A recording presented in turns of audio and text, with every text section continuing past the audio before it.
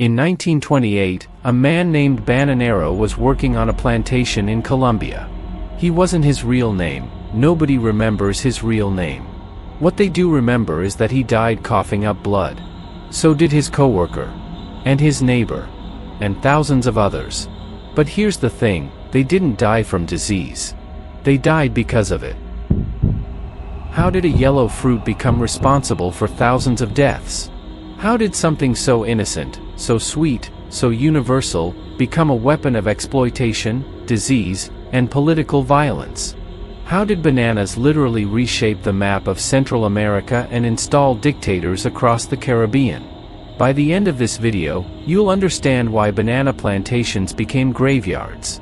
You'll learn what really killed those workers. And you'll never look at your grocery store the same way again. This is the story they don't want you to know. This is the dark history of the banana.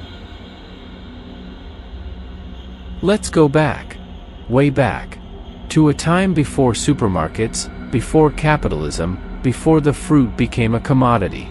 The banana wasn't always the perfectly yellow, shaped, convenient fruit sitting in your kitchen right now. It started somewhere around 5000 BCE in the rainforests of Southeast Asia, specifically in Papua New Guinea and Malaysia. Archaeologists found evidence of early banana cultivation alongside taro and yams. It was a staple crop. Nutritious. Reliable. Boring, really. But what made the banana special was its adaptability. It spread eastward through the Indian Ocean trade routes, reaching Africa around 1,000 years ago. It spread westward too. Arab traders brought it to Egypt, the Mediterranean. Everywhere the banana went, people adopted it. Not because it was exotic or profitable, but because it just worked. It grew easily. It fed people. For thousands of years, bananas were simply food. Part of the landscape. Woven into cultures across 3 continents. But then, everything changed. Because in 1492, when Columbus sailed the ocean blue, he wasn't just looking for gold and spices. He was looking for anything that could be converted into profit. And when European explorers reached the Caribbean and Central America, they discovered something that would change the world. Bananas. Lots of them. Growing wild and cultivated across the islands. But here's the Zygarnik moment. Here's what they realized that changed everything. Everything changed when Europeans discovered bananas weren't just food, they were currency. They were power. And that realization? It would cost millions of lives.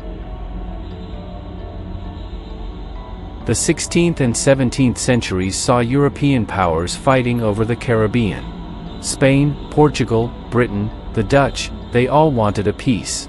And slowly, they realized, bananas could be grown in massive quantities. Unlike sugar cane, which required complex processing, bananas were simple. Pick them. Ship them. Sell them. By the 1800s, banana cultivation had exploded across Central America and the Caribbean. But it wasn't small farmers growing a few bunches. It was industrial plantations. Thousands of acres of monoculture banana fields, all controlled by a handful of companies. Enter the United Fruit Company. Founded in 1899, UFC became the most powerful force in Central American history, more powerful than governments. They didn't just grow bananas. They controlled governments. They bought politicians. They installed dictators. Let me paint you a picture of what plantation life actually looked like for workers.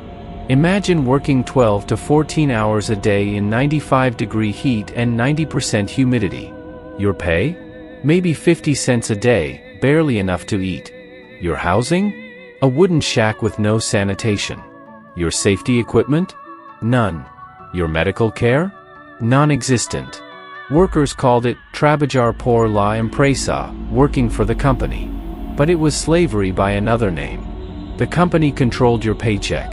The company controlled the company store where you bought food at inflated prices. You went into debt just to survive. Then you owed the company money. Then you couldn't leave.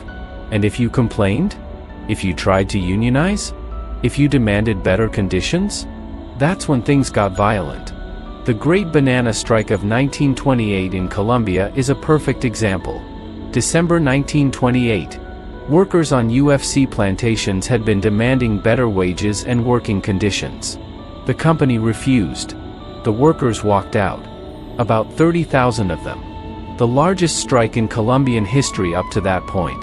The Colombian government, backed by UFC interests, sent the military. On December 6, soldiers opened fire on striking workers gathered at a train station. The official death toll? 47 people. The real number? Estimates range from 300 to over 3,000. The government then did something sinister. They claimed it never happened. Newspapers were censored. Evidence was destroyed. For decades, it was like those deaths just vanished. This wasn't an isolated incident. It happened in Guatemala, Honduras, Costa Rica, Ecuador. Banana companies orchestrated coups, installed dictators, and when workers resisted, violence followed. In Guatemala, UFC essentially owned the entire country by 1950. When the government tried to nationalize some unused UFC land, the US CIA staged a coup. They literally overthrew a democratically elected government to protect banana company interests. President Jacobo Arbenz was forced into exile. Thousands were killed. And Guatemala descended into a civil war that lasted 36 years. This is why they're called the Banana Wars. But here's where the story gets even darker. The violence from banana companies? That was just the beginning. Because in the early 1900s, something arrived that would kill more people than any bullet or coup ever could. A disease. A fungus. A killer that would transform the entire banana industry forever. And the cure? Well, the cure was almost as deadly as the disease itself. By the mid-20th century, the banana's golden age began to rot, quite literally. A disease, known as Panama disease, swept across plantations with devastating speed. It was caused by a soil fungus, Fusarium oxysporum, which infected the roots of the banana plant, cutting off its water and nutrients until it died. The most popular banana at the time, the Gros Michel, was especially vulnerable. For decades, it had dominated global trade, thicker-skinned, sweeter, and said to taste even better than the banana we eat today. But that strength also became its weakness. Almost every plantation across Central America was growing genetically identical bananas, clones of one another. So when Panama disease struck one plant, it struck them all. By the 1950s, entire farms were being abandoned. Once lush fields turned brown and barren. Workers moved from one region to the next, trying to escape the invisible killer in the soil. But there was no escape. The fungus lingered for decades, making replanting impossible. In desperation, companies like United Fruit searched for a replacement, and found one. The Cavendish banana. It wasn't as durable for shipping, nor as flavorful as the Gros Michel. But it was resistant to Panama disease, and that was enough. By the 1960s, the Cavendish became the new standard, replacing the Gros Michel in supermarkets around the world. Consumers barely noticed the change, most never knew what they had lost. Yet the story doesn't end there. Even today, a new strain, called Tropical Race 4, is threatening Cavendish plantations across Asia, Africa, and Latin America. Once again, we face the same problem, genetic sameness. If history repeats itself, the banana as we know it could disappear from store shelves within our lifetime. As the banana industry expanded into the modern world, the faces behind the fruit changed, but the struggles did not. The plantations grew larger, the machines more efficient, and the supply chains more complex. Yet for the people who grow and harvest our bananas, life remains remarkably similar to what it was a century ago. In places like Ecuador, the Philippines, and Cameroon, entire communities depend on banana exports. Families rise before dawn, working long hours under the humid sun.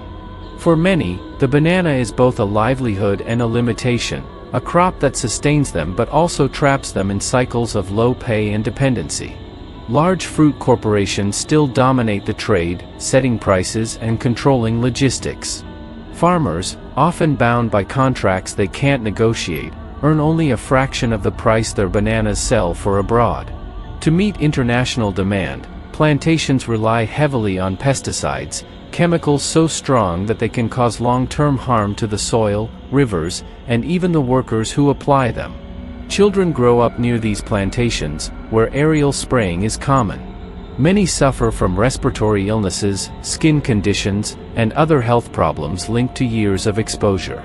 Environmental groups have called the banana one of the most chemically treated crops in the world, a fact that contrasts sharply with its image as a simple, healthy snack. And then there's the ecological cost. To grow bananas at scale, vast stretches of rainforest have been cleared. This deforestation destroys habitats, reduces biodiversity, and contributes to climate change. Ironically, the very environment that once nurtured wild banana species is being erased to make room for their cultivated cousins. So when we see rows of spotless, perfectly yellow bananas in supermarkets, what we don't see is the hidden labor, the chemicals, the monoculture that makes them possible. The banana has become a marvel of global trade, but at a price that is paid not by consumers, but by the people and ecosystems that produce it. Today, the banana remains one of the world's most consumed fruits. It's cheap, nutritious, and available almost everywhere. Yet beneath its bright peel lies a history of disease, politics, and survival. The story of the banana isn't just about agriculture, it's about human ambition, fragility, and the unintended consequences of progress. We tried to control nature, to build empires around a single crop, and in doing so, we revealed how interconnected everything truly is. Every banana we eat is a clone, genetically identical to millions of others. It's a marvel of modern logistics, but also a warning. Because just as the Gros Michel vanished, the Cavendish may too. And if it does, it will remind us of an uncomfortable truth. That no matter how advanced our systems become, they remain fragile when built on sameness. In a way, the banana mirrors our own story. We create systems of comfort, power, and profit, but often ignore their long-term costs. The banana's strange history isn't only about what we eat, it's about who we are. So, the next time you peel a banana, remember, this simple fruit has traveled through centuries of discovery, exploitation, and adaptation. Its journey is a lesson, wrapped in yellow.